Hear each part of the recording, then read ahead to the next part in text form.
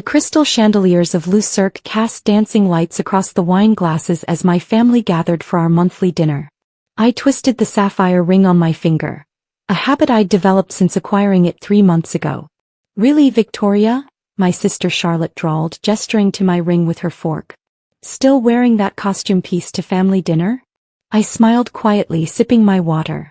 The deep blue stone caught the light, its history hidden beneath centuries of royal secrets.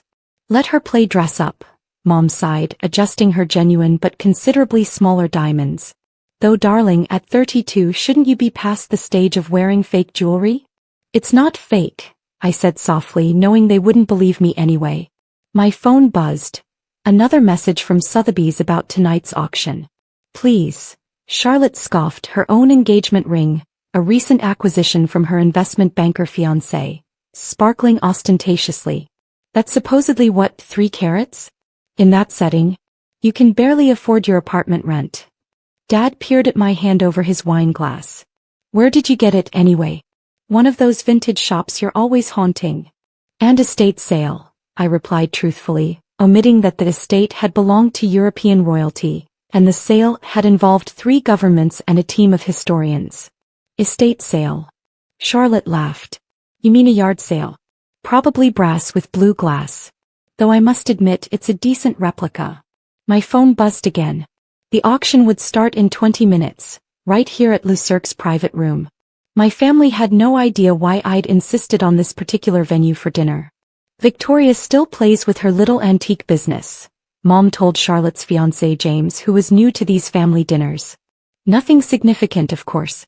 Just small pieces, costume jewelry." "Actually," I began, but Charlotte cut me off. "Remember when she thought she'd found a rare brooch at that flea market?" She smirked. "Turned out to be plastic." I did remember, just as I remembered the years of studying, the countless hours researching provenances, the quiet deals that had built my reputation among the world's most exclusive collectors. "At least your sister has a real job," Dad said to Charlotte. "Junior VP at her age. That's something to be proud of." The room's doors opened as hotel staff began setting up additional chairs. My family didn't notice, too busy dissecting my career choices. "Speaking of jobs," Charlotte turned to James, "did I tell you about my promotion? Full VP by next quarter." Meanwhile, Victoria's still playing treasure hunter.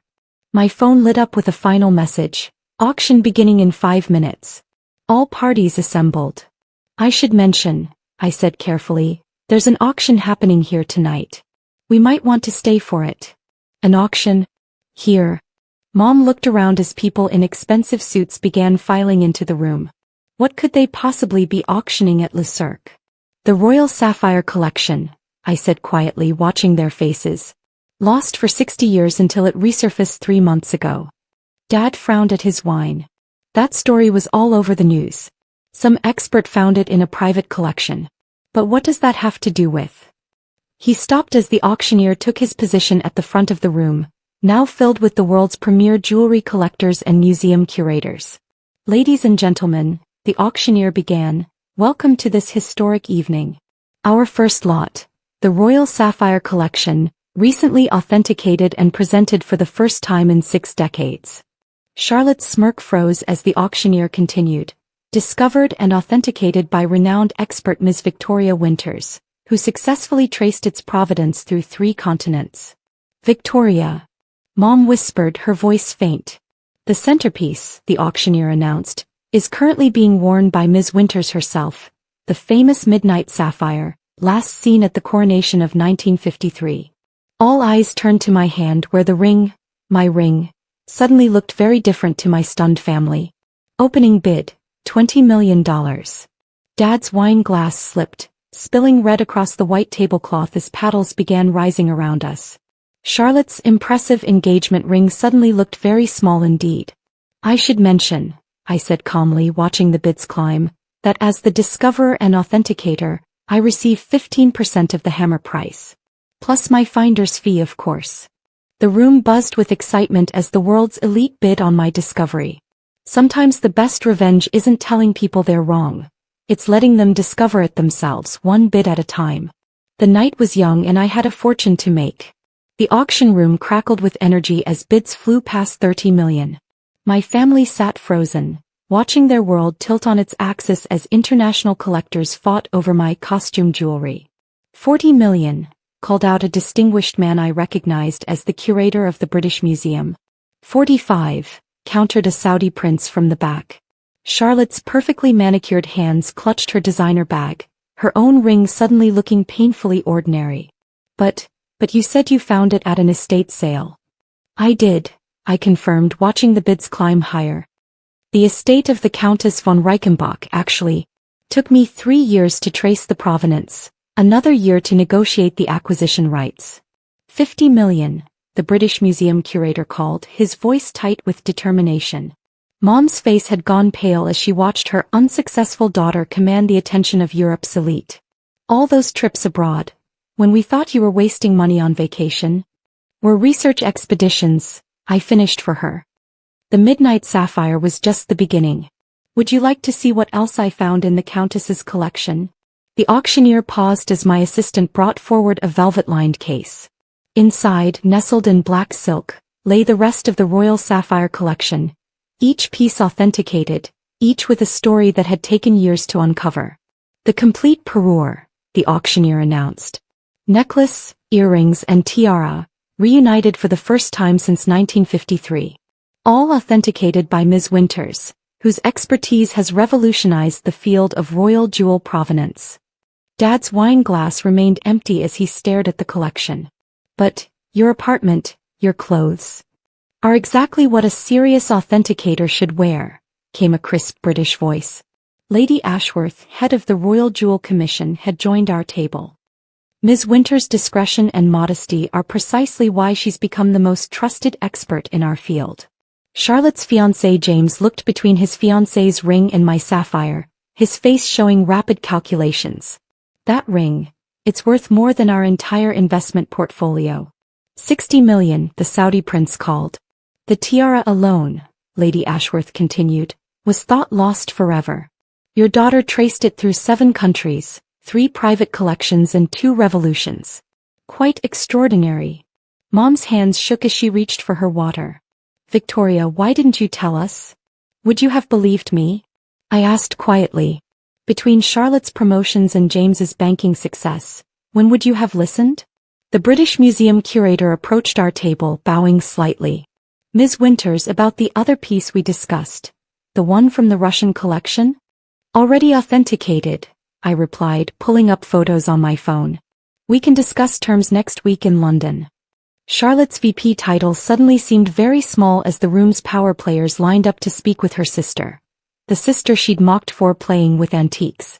70 million, called a new voice. The director of the Louvre had joined the bidding.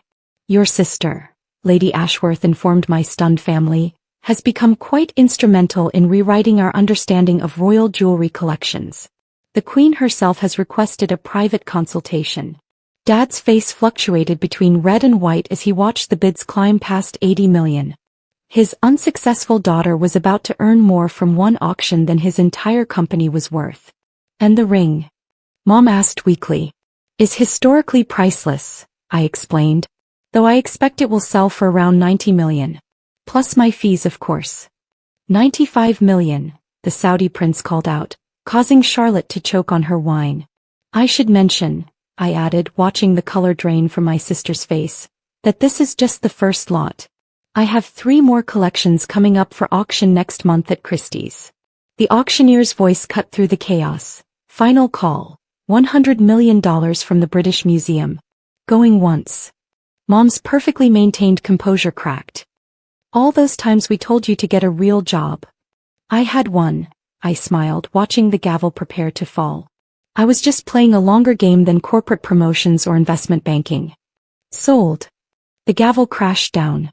To the British Museum for $100 million. The Royal Sapphire Collection, authenticated and presented by Ms. Victoria Winters. As applause filled the room, I caught Charlotte's eye. Her impressive promotion paled against what I'd just accomplished in one evening. Now, I said, standing to accept congratulations from the world's elite collectors, shall we discuss the Russian collection? I believe the Hermitage Museum representatives are eager to start bidding. The morning papers splashed my name across their headlines. Hidden treasure hunter, how Victoria Winters became the queen of royal jewels. I sat in my modest apartment, chosen for its proximity to the world's premier auction houses, reading the coverage while my family's text messages flooded my phone.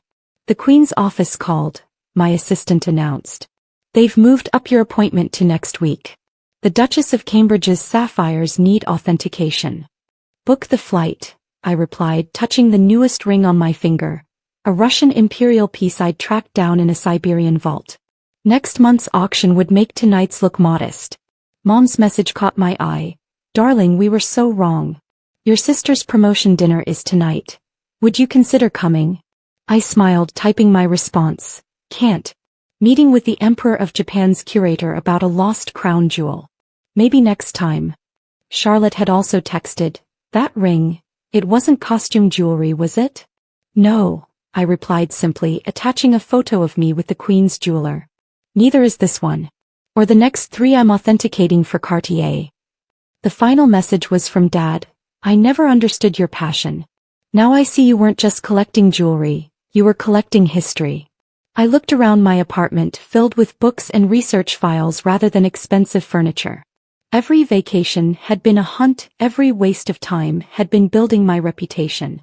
Now I was the most trusted name in royal jewelry authentication.